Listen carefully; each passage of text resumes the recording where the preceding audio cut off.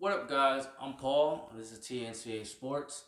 Like I said, I don't know if you guys seen the channel before. On here, we're gonna talk about everything. So that's between wrestling, basketball, football, you name it. We're gonna talk about it. I plan to do a recap after every Raw episode, after every Smackdown episode, and if I can, every pay-per-view episode. And the only reason why I say if I can is because some of these pay-per-views run so long. I got kids, family, all that stuff. So sometimes it's gonna be hard. But if you guys going, you guys follow the Twitter, the Instagram. I always try to upload as much as I can as a show going on. I can't put up too much because WWE is one of those companies. They will rip it off completely. They will take it down first chance they get. So let's get right to tonight's show. For you guys who haven't seen, I will say like spoiler. Before I drop something that's important that you probably haven't saw or is really important. Excuse me. I know some of you guys watch the show, either like you guys DVR it or you might watch it on like a different streaming platform. And yeah, so I'll let you guys know before I go and say something probably major. But let's kick off into the show, right?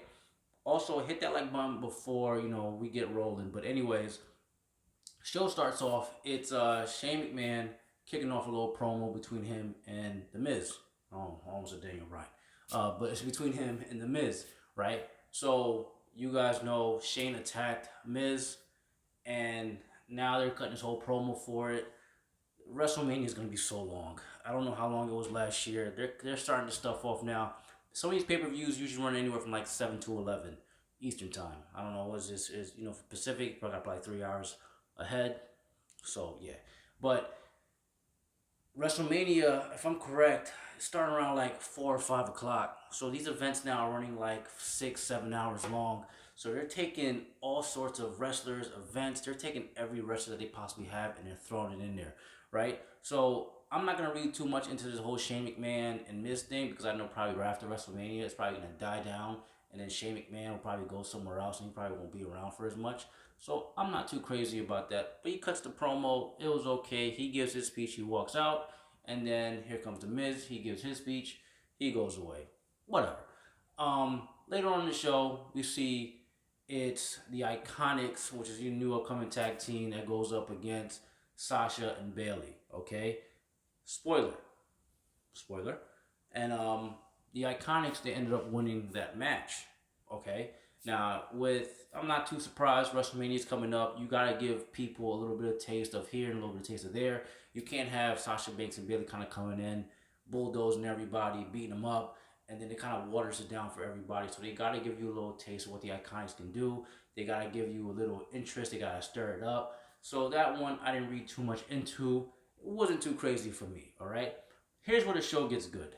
Later on, we got Kevin Owens. He cuts his, not really his promo. He has a little talk show on SmackDown. They always do these little talk shows. But I like the Kevin Owens segment because I feel like some of these guys are not good on the mic. They can't really talk and they can't really get the crowd into it.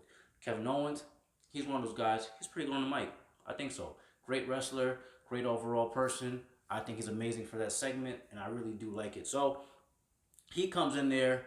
It's he pulls down Becky Lynch, and then he calls out Charlotte, and they're in the ring. You see him talking, and then out of nowhere, he gives the people what he wants. He says, "Hey man, I'm not here to talk. This ain't about Kevin Owens. It's about you guys, and this is what the people want to see." So he does his thing. He says his thing. He walks out, and the girls just get to scrapping, man. And it was a pretty good segment. What are you really expecting? You know what I mean? So I'm actually surprised WWE actually let them fight, because you see a lot of times they'll get up to go and fight and they'll go, nah, forget it, and one of them will walk away, and then the crowd boos and yada yada yada, whatever. I'm guessing the WWE probably didn't have too much for tonight's show, so if they probably let's let them take up an extra 5-10 minutes of our show. Let's let them fight a little bit. So they fight. They cut up that promo. Wasn't bad. Okay, I like that. Wasn't too crazy. Now, later on, here's where, the show really gets going. The Kofi Kingston match, which I know a lot of you guys are probably watching, and I actually watched the whole match. Sometimes I'll skip through the match, I'll skim through it, fast forward, rewind. I watched the whole match. Now, the show, SmackDown Tonight show, was pretty much just Kofi Kingston. That match was probably like over an hour long from the time that they started to the time that they finished, between promo, skits, talking, all that.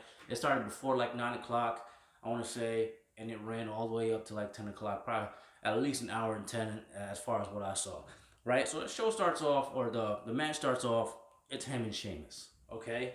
Now, spoiler, this is a complete spoiler. So from here on out, it's complete spoilers. Just a heads up, right? So it's him, it's Sheamus, and clearly he beat Sheamus, right? The only issue I have with with that fight, or whatever you want to call it, is that segment, is the fact that how fast he beat Sheamus. He hit Sheamus with a Trouble in Paradise, and it was just one Trouble in Paradise, and that was it. And also with that whole segment, he fought 5 guys who are all heavyweight material, and spoiler, he beat them, right? He beat all 5 guys, and it was crazy to me. So, and then I'm not mad about, yeah, he beat him. Just kind of mad at how he beat him, because we know if this was like an actual heavyweight match, or if it was a bigger match, it's gonna take more than one finisher to put some of these guys out. All right. So then he gets to the next one. He gets to Cesaro. He hits him with his finisher again, puts out Cesaro. All right, that's cool. Third person comes down. Now this Rowan thing, Rowan comes out. He didn't really fight him or nothing. Rowan comes out. He throws him out the ring, hits him with a chair. That's it. Hits him with a chair, and then he puts him through a table. And he was getting the life beat out of him tonight. Okay, so these guys weren't just trying to pin him. If they lost, they went out. They beat the mess out of him. So Rowan came, put him through a table, boom, walked away. Okay, so Rowan just gave him a freebie because he got disqualified for that. Automatic disqualification, they shut him out, but he still beat him up. So I was like, okay, it's going to wear him out. Who does he have next? Samoa Joe. I love me some Samoa Joe, okay? I don't know if I want to say he's underrated, but I love Samoa Joe. For some reason, he looks bigger than me. Maybe it's me, but he looks a little bit bigger. He looks like he put on some more weight. But Samoa came out, did his thing as usual, put the hurt on Kofi, and how does that end? Not with the finisher. He rolls up Samoa Joe. And I'm like, that seems a little... I get it. Okay, whatever. We were pushing Kofi. All right. So then Samoa Joe, at the end, puts him in the Jesus, what's it called? The clutch. I forgot the name of it. He puts him in the submission against the ropes, and he chokes him out. Okay? So after that's all said and done, Samoa leaves. Refs comes out, they break him up, Samoa leaves.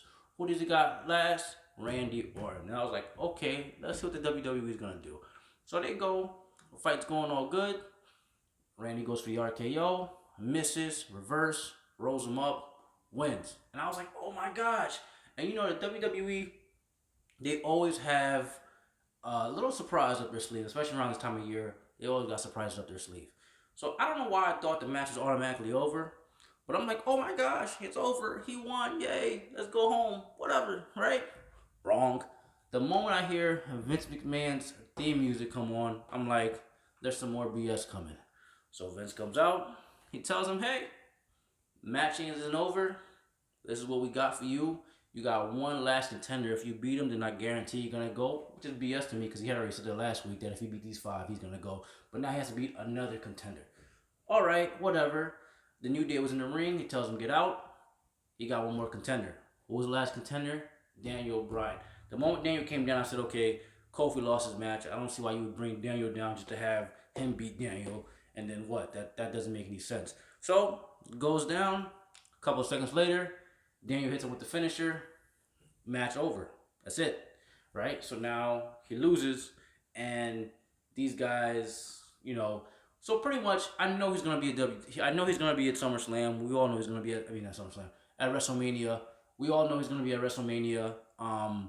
It's just that WWE is going to stretch this out as much as possible before he actually gets there. They do this every year with everything. And right now, Kofi is, they're not going to leave Kofi out because the fans right now, and it seems like the whole locker room is behind Kofi. Everybody wants him there. They know it's good for business. They're not stupid. They're not going to leave Kofi out. But they will stretch this whole thing out before it gets to WrestleMania. So let's find out what goes on next week. I got some more info for you guys. Like I said, guys, follow me on Twitter, Instagram. That's where I put a lot of the WWE stuff. I do have a Facebook. I'll put it up, but I don't really post anything on there. Once again, guys, I'm Paul. Thank you for checking me out. Like, subscribe, share. And when I got some more for you, I'll be back. Have a good night, YouTube. Thank you.